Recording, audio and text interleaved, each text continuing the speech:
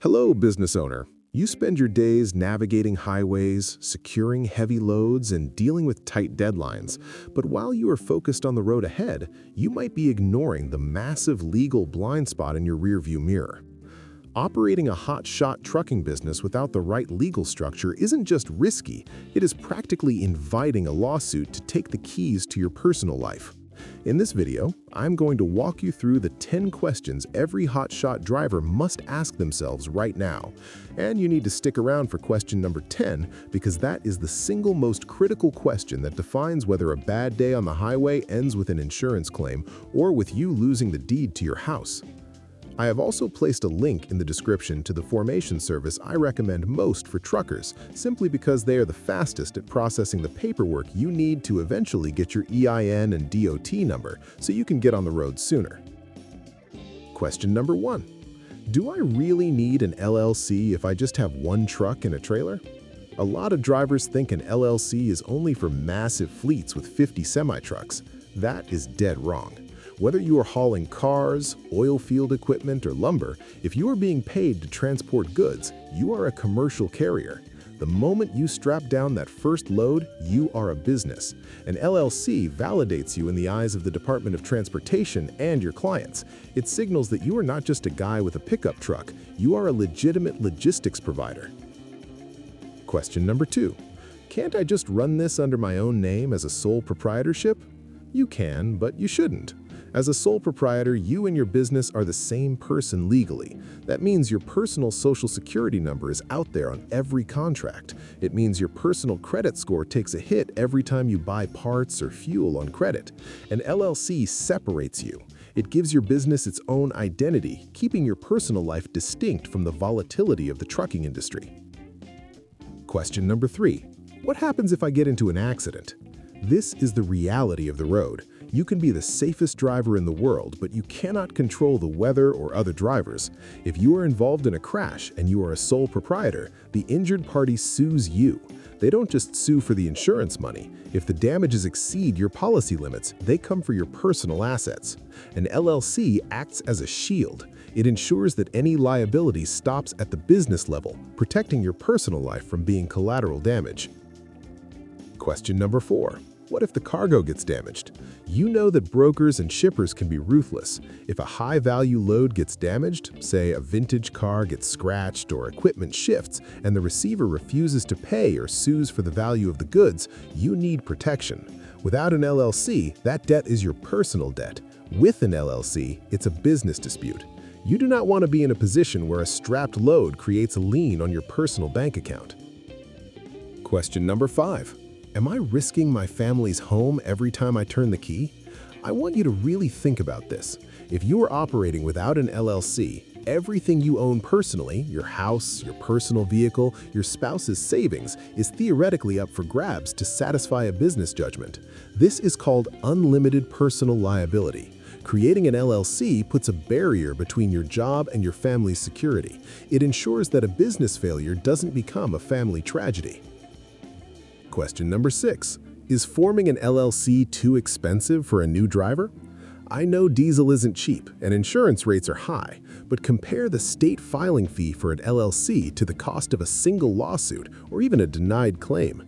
We are talking about a couple of $100s to protect everything you've worked for. It's less than the cost of 2 tires. In the context of starting a trucking business, it's the cheapest insurance policy you will ever buy. Question number 7. Do I need a lawyer to set this up? You might think you need a retainer and expensive hourly meetings to make this official. You don't. Forming an LLC is administrative, not litigation. You're essentially registering your existence with the state. You do not need a law degree to fill out these forms. The service I linked below simplifies this into a process that is easier than filling out a logbook. I'm going to pause the questions right there. I know dealing with compliance and paperwork is the last thing you want to do when you could be finding loads, but I want to show you exactly how fast this really is. I recorded a quick walkthrough using the service I mentioned in the description to show you that you can get this file during your mandatory 30-minute break. Watch this. Select the LLC option for business type and state. In my case, it's Texas.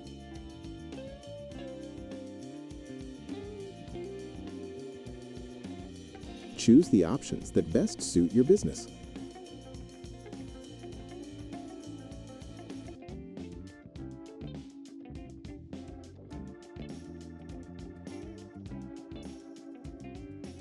Add your contact information.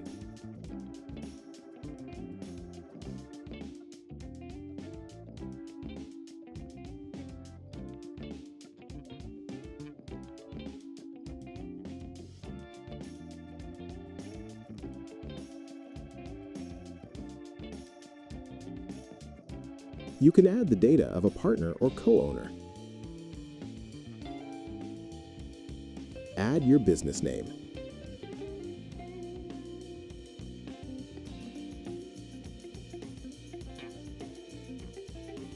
Add your business information and click Continue. Then, add your business location.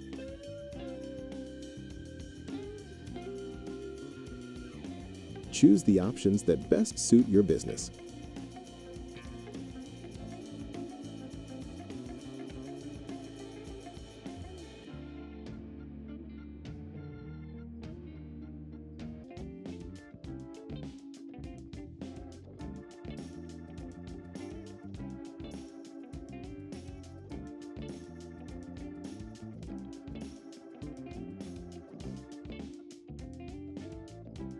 Finally, add your payment information and click Continue.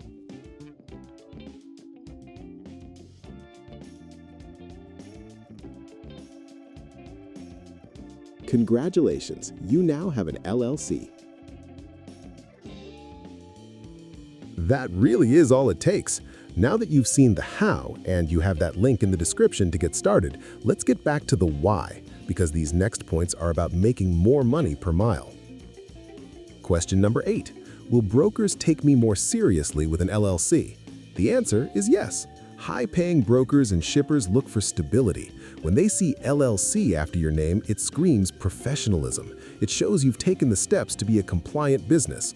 Furthermore, many factoring companies, the ones that pay you fast so you don't have to wait 30 days for checks, prefer working with established entities like LLCs because it lowers their risk. It helps you get approved faster.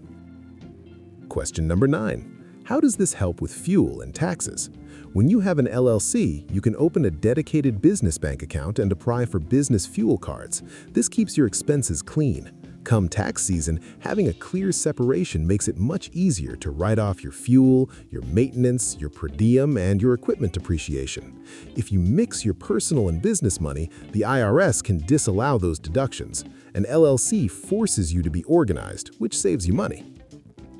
Question number 10. Can I form an LLC after something goes wrong? This is the question that sinks businesses. The answer is absolutely not. You cannot get into an accident on Tuesday and form an LLC on Wednesday to protect yourself. The protection only applies to things that happen after the paperwork is filed. Every mile you drive without this structure is a mile where you are completely exposed. You cannot buy homeowners insurance after the house is on fire, and you cannot form an LLC after the crash. If you're serious about this industry, you need to treat this like a business, not a side hustle. The risk of waiting is simply too high.